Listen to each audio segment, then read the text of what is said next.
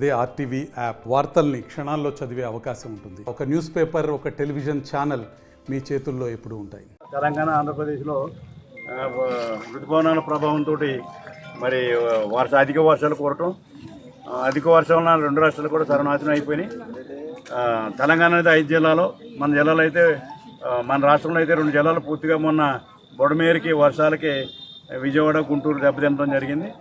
దానికి చంద్రబాబు నాయుడు గారు ఎంతో కృషి చేసి నార్మల్ తీసుకురావడానికి చాలా కృషి చేశారు. వారం రోజులుగా మరి కలెక్టరేట్లో మకా ఉండి రావడం, అలాగే పవన్ కళ్యాణ్ గారు కూడా ఇద్దరు సహకారంతో మొత్తం రాష్ట్రంలో ఈ 2 జిల్లాలో కూడా నార్మల్ తీసుకురావడం జరిగింది. మరి నిన్న నుంచి అయితే మరి ఉత్తరాంధ్ర మధ్య అదే స్థాయిలో ఉత్తరాంధ్రలో కూడా దెబ్బతిన్నాయి.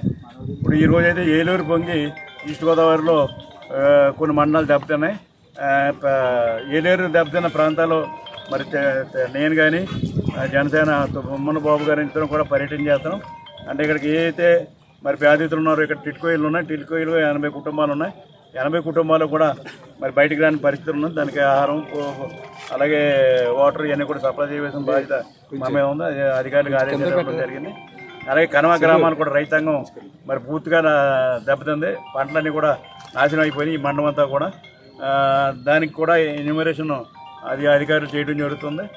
అలాగే ఇవాళ అనేక సమస్యలతో ఇవాళ ఏటుగట్లు కొట్టుకుపోవడం కానీ ఇవన్నీ సమస్యలు ఉన్నాయి. ఆ సమస్యలన్నీ కూడా ఏటుగట్టును కాపాడటానికి రైతులందరూ కూడా రోడ్డు మీదకి వచ్చి, అలాగే ప్రభుత్వం రెండు కలిపి ఇవాళ ఆఫ్ చేయడం జరుగుతుంది. అలాగే ఇవాళ ఇటు మరలావు కానీ, కాండ్రకోట కానీ అక్కడ కూడా గడ్డుపడి ఇవాళ గ్రామాలు కూడా మునిగిపోయిన పడుతున్నాయి. కనవ మండలంలో గ్రామాలన్నీ కూడా చేయలన్నీ కూడా పూర్తిగా మునిగిపోయినాయి. ఈ నీరు బయటకు వచ్చిన తర్వాత ఈ ఎన్యూమరేషన్ చేయడం జరుగుతుంది. మొత్తం మీద మరి రాష్ట్రంలో కానీ, అలాగే మా జిల్లాలో కానీ పెద్ద నష్టం మరి తుఫాను వలన, ఈ వర్షాల వలన నష్టం జరిగింది. దీన్ని ఆదుకోవడానికి నిన్న పవన్ కళ్యాణ్ గారు కూడా ఏదైతే పంచాయతీలు బాగా దెబ్బతిన్నాయో పంచాయతీలు కూడా లక్ష ఇవ్వడం జరిగింది. ఇప్పుడైతే చాలా పంచాయతీలు మళ్ళీ దెబ్బతిన్నాయి. ప్రభుత్వ పరంగా అందరికీ సాయం చేయటం, అలాగే ప్రభుత్వ పరంగా ఎవరైతే దెబ్బతిన్నారో వాళ్ళందరినీ కూడా సహకారం చేయటం, అలాగే రైతాంగాన్ని సహకారం చేయటం, అలాగే ఏటుగట్లు బలం చేయటం, అలాగే కాండ్రకోటలో ఇక్కడ బ్రిడ్జ్ కొట్టుకుపోయింది, మొన్న ఎప్పుడో కొట్టుకుపోయింది, ఇప్పుడు మళ్ళీ కొట్టుకుపోయింది. దాన్ని కూడా మరి ప్రపోజల్ కూడా తయారు చేసి కలెక్టర్ గారికి ఇవ్వడం జరుగుతుంది. దానికి మొబైల్ బ్రిడ్జ్ కింద దాన్ని తయారు చేసాం. ఎందుకంటే ఇలా బ్రిడ్జ్ కట్టాలంటే సంవత్సరం పడుతుంది. ఇప్పుడైతే ఈ బ్రిడ్జ్ అయితే 2 నెలలతో అయిపోతుంది కనుక దాన్ని కూడా ఇలా 50 లక్షలు ఖర్చు అవుతుందని ప్రపోజల్ వచ్చింది. ప్రపోజల్ కూడా కలెక్టర్ పట్టుకెళ్ళి అది కూడా క్లియర్ చేయించుకుంటానని చెప్పి తెలియజేసుకుంటాం. ఏదేమైనా జనసేన కానీ, బీజేపీ కానీ, మేము కానీ అందరూ గడిపి పేదలను ఆదుకోవడం కోసం మన కార్యకర్తలకు ఆదేశాలు ఇవ్వడం జరిగింది.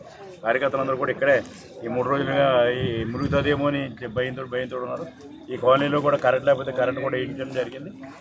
ఈ కాలనీని కూడా క్లియర్ అయ్యేదాకా కూడా మా కార్యకర్తలందరూ కూడా తెలుగుదేశం జనసేన కార్యకర్తలు చూస్తారని చెప్పి తెలియజేసుకుంటాం. కనవ గ్రామాలని కూడా మేము తిరగడం జరుగుతుంది. మరిన్ని వీడియోస్ కోసం ఛానల్ ని సబ్స్క్రైబ్ చేయండి. లేటెస్ట్ అప్డేట్స్ కోసం వాట్సాప్ ఛానల్ ని ఫాలో చేయండి. అండ్ లింక్ డిస్క్రిప్షన్ లో ఉంది.